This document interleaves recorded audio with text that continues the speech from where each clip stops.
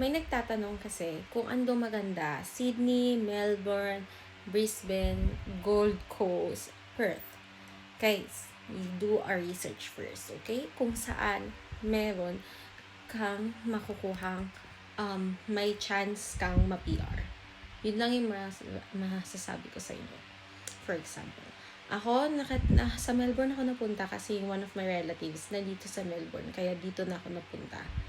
And kung iisipin ko, kung sa weather, parang good sa akin si Melbourne compared sa Perth kasi mainit. Ayaw kasi ng mainit. Or compared sa Gold Coast kasi si Gold Coast meron silang cyclone. Pero, nung nalibot ko naman yung Australia, ang ganda pala ni Gold Coast actually. Pero yun nga, depende sa skill mo or sa, so kailangan mo mag-research. Masasabi ko talaga is, kailangan mo isipin kung for example, kung sa city ka mag-stay. Guys, mahal ang rent sa city. Parang nasa 300 a week po siya. Tapos minsan shared room kayo. So, sa isang kwarto, dalawang room siya. Kung okay ka doon and gusto mo na city life, then go. Ako kasi hindi ako sanay sa ganun. So, sa mga sa suburb or sa city side ako nagstay. Yun yung mga kailangan mo i-consider. And so, tingnan mo rin kung ano saan makukuha yung skill mo. Kung saan ka makuha ng PR. So, paano yun? Is mag-research ka. Tingnan nyo yung mga TikToks. Ang dami dito. Mga pwede nyo pag-searchan. For example, welder ka or fabricator yung gusto mong gawin. Marami dito sa Melbourne.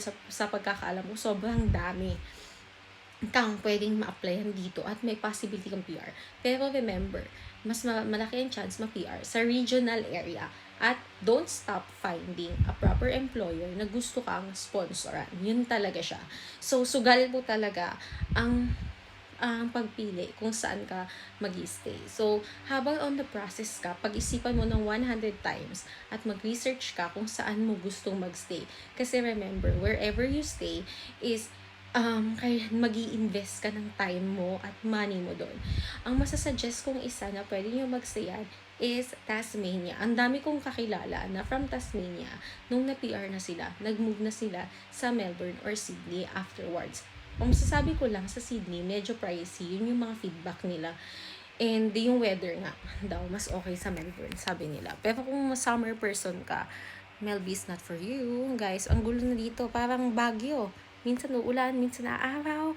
Kanina maaraw, tapos bilang kulimlim. Parang Baguio City. Hindi ko naman intindihan. Buti na taga Baguio ako. Kaya ganun. Yun yung mga masasuggest ko sa inyo. Do a research kung saan makukuha yung skill ninyo.